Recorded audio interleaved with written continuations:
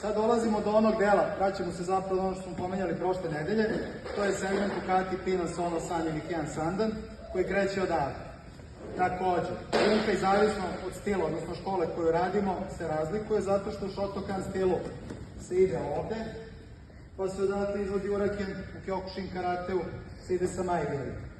I u jednoj i u drugoj varijanti, ja mislim da ovi pokreti ne znači ono kako bunkaju stoje.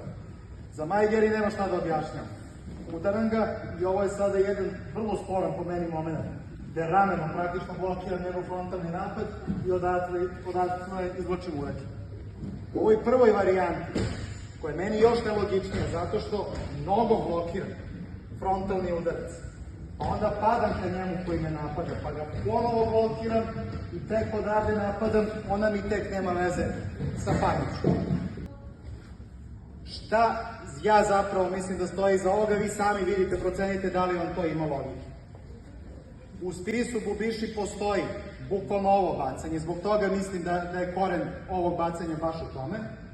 Umesto da ga napadnem nogom, ja samo fingiram to kretanje kako bih mu zašao sa ove strane. I ulazim tu.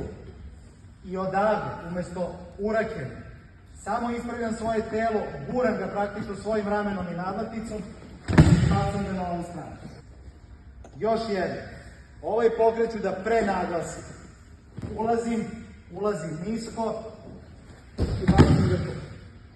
Ok.